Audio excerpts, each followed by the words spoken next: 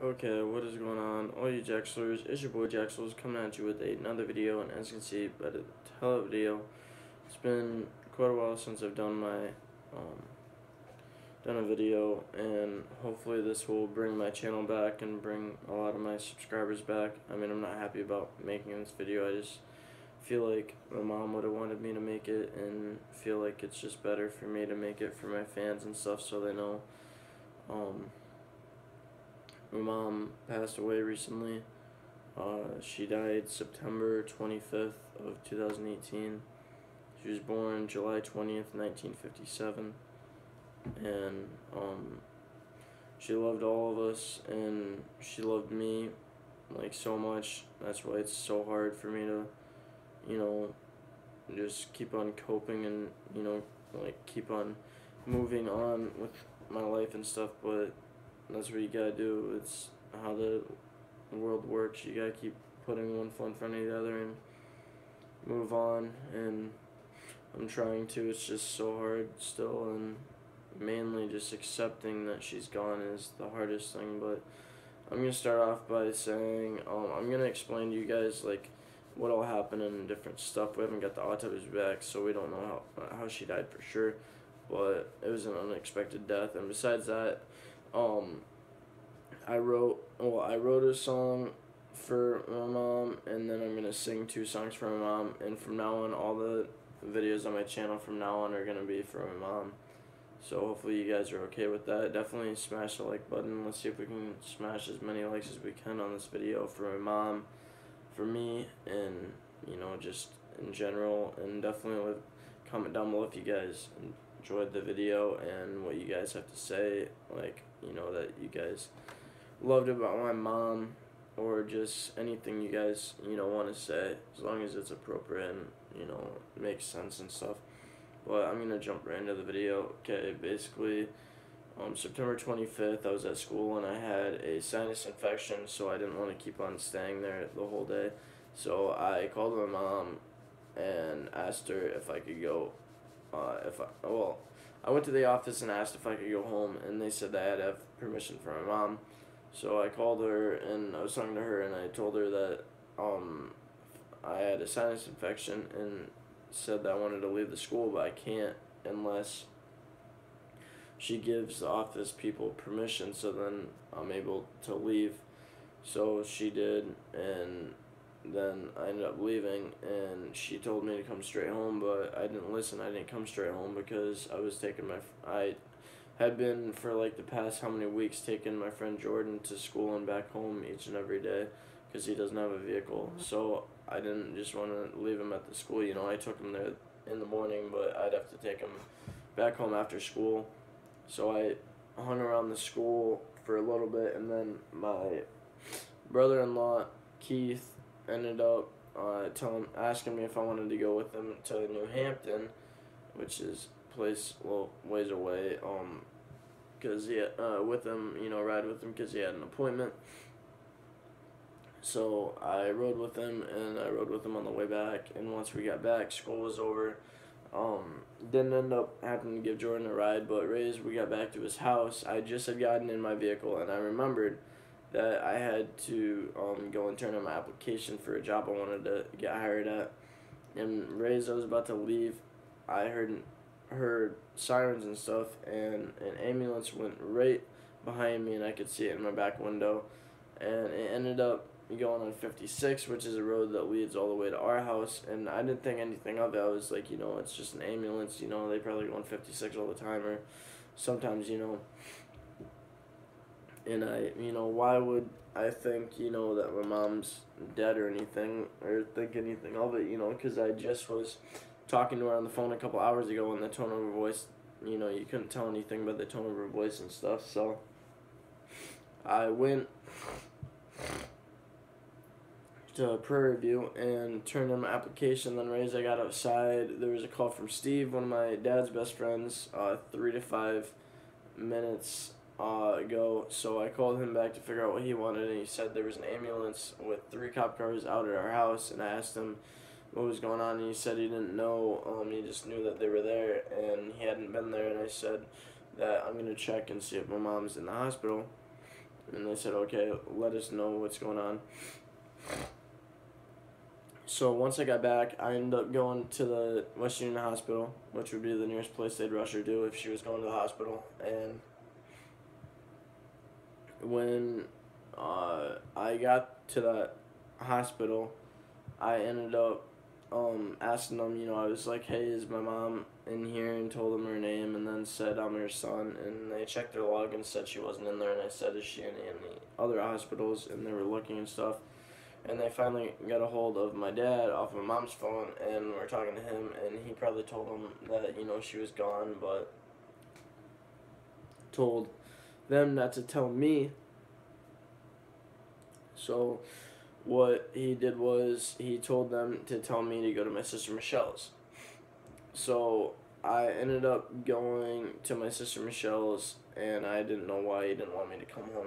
He didn't say anything. So I went to my sister Michelle's, and I said that she wasn't in that hospital. Maybe she's in another hospital, but I can't sit around and twiddle my thumbs and stuff and figure out what the heck's going on. So I didn't listen to my dad, and I went home, and I rushed home, and right as I pulled in the driveway, I had my passenger window down, and I said, Dad, what is going on? The ambulance was gone because they did everything that they could, but there were still 3 cop cars there. And there was a van coming. It'd be like the people for the autopsy and stuff that do the different stuff with the body and stuff. And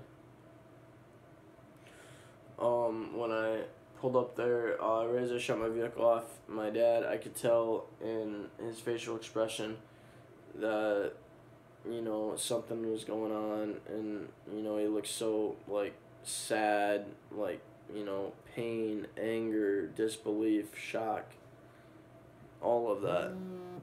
And he came over to my driver's side door, and I opened, obviously, and he just didn't, he could barely do it, he didn't want to tell me that she was gone. And he said that he was just like, she's gone. And oh my God, man, that hit me so hard. And I just can't handle that. It's so hard. And once he told me that, it hit me so hard that I cried so much, and I was in pain, sadness, anger, disbelief, shock, and it just made me so angry, because I thought that I could change the outcome, by, blaming myself, and, saying that, at first I couldn't do anything but blame myself for her death and stuff, but I couldn't have changed the outcome even if I did come home. My dad said even if I was home, I probably wouldn't have noticed that she fell, and I would have came downstairs and not known what to do, or would have known what to do, but just couldn't do it because, it'd be too hard for me and stuff. But,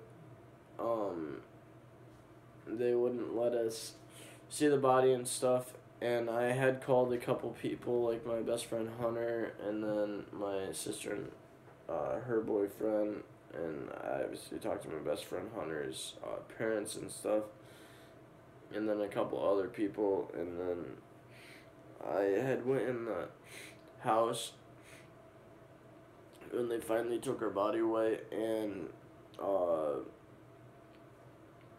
I could still feel her presence in the house, and I could still feel a cold breeze and stuff. It was weird. And then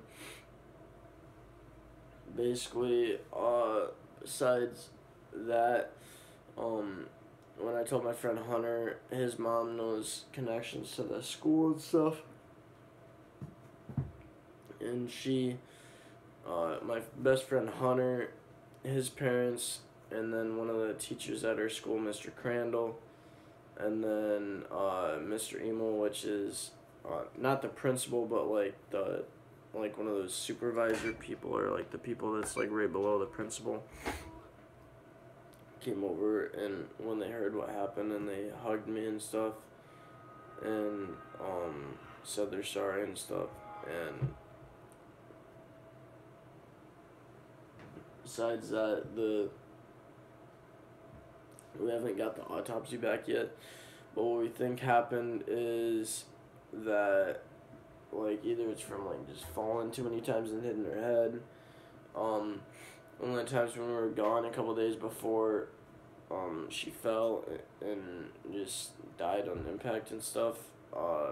She had been out on the Boyne Foundation picking apples, and she fell back and hit her head on the cement, and we think that she could have like a brain clot or brain bleed or brain tumor, whatever you call it. And then the only other thing is that we think that she could have had a heart attack. And basically what happened was my dad left that day for 45 minutes to go to the bank, and came back to her lying on the floor unconscious. He felt her body, and her body was warm, and felt her pulse, and she didn't have a pulse. And it must have been so hard for him. He had to give her CPR until the ambulance got there, and then once the ambulance got there, the ambulance did everything they could, used all the machines, and finally got to the point where my dad had to tell him to stop what they're doing, because my mom, if they would have kept on going, then she would have probably ended up being brain dead, and she wouldn't have wanted that. So that's what they did, and so that's what he told them. So they stopped, and then God, this is so hard. And then when I went to like the visitation and the funeral, it was so hard because it was the first time I got to see my mom. And I looked at all the pictures and memories of her, and she loved all of us, and no mom could have loved his son any more than her. And God, I miss her. I just want you back, Mom. She loved me so much. She was proud of the man that I've become. And she got to see my 18th birthday, which was the last thing that she got to see. She doesn't get to see me graduate.